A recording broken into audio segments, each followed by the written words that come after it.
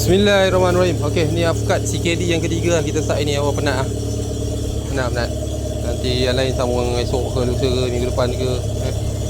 Engine handsome. Pedal down, JB Dead, 2 wheel turbo. Ni 2 wheel 244 dia bawa lagi. Engine handsome lah. Tak tahulah nak try apa lagi lah korang ni.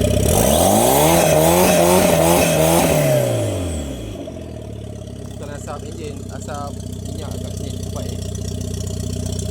Okey, mantap lah. Oh, lupa lah tengok bawah enjin ni.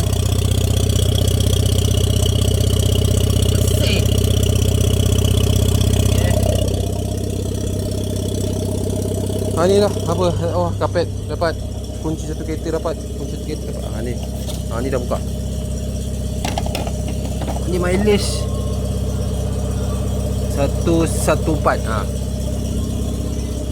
Okay, tak tahu awak try apa. Okay, auto, masuk kereta kancil, kenari, kelisa, semua boleh lah. Ikut korang lah, nak korang letak mana. Nak tu enjin tengah pun boleh. Nak masuk kereta kancil biasanya. Kalau JB Dead nak masuk kereta kancil lah.